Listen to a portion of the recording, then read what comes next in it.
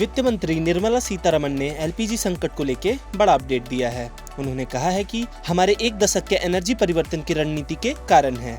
जंग ने परेशानी में डाल दिया है, जिससे एनर्जी संकट की समस्याएं सामने आई हैं।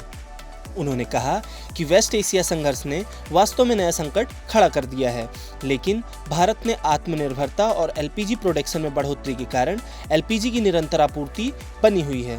संसद में चल रही बहस का जवाब देते हुए वित्त मंत्री निर्मला सीतारमण ने यह जानकारी दी है। वित्त मंत्री सीतारमण ने कहा है कि मिडिल ईस्ट संकट ने एक नई चुनौती खड़ी कर दी है। एलपीजी आयात का लगभग 90% हिस्सा होर्मुज के रास्ते से आता है। ऐसे में इस बात को लेकर अटकलें लगाई जा रही थी कि क्या हमें एलपीजी मिल पाएगा या नहीं।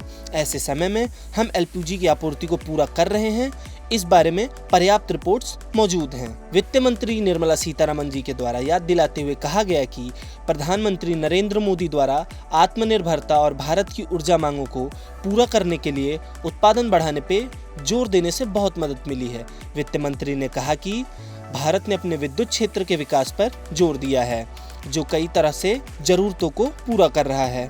वित्त मंत्री सीतारमण ने कहा कि अब ऊर्जा की कोई कमी नहीं है और 2014 के बाद से स्थापित बिजली उत्पादन क्षमता दोगुनी से अधिक हो गई है। सीतारमण ने आगे बताया कि एलपीजी क्षेत्र में भी हम अपने उत्पादन की क्षमता को बढ़ा रहे हैं। इस सिचुएशन में भी एलपीजी घरेलू क्षमता बढ़ाने की हमारी कोशिशें कारगर साबित हो रही हैं। घरेलू स्तर पर एलपीजी की क्षमता लगभग 25% तक बढ़ चुकी है।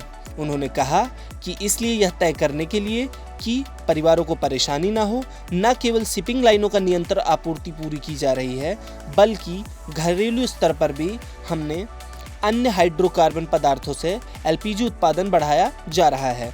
उन्होंने आगे कहा कि घरेलू आपूर्ति को सही तरीके से पूरा किया जा रहा है, जिस कारण आपूर्ति स्थिर बनी हुई है। वित्त मंत्री ने कहा कि भारत द्वारा एलपीजी उत्पादन में रातों रात 25% की बढ़ोतरी करने का एकमात्र कारण पॉलिसीज में बदलाव है।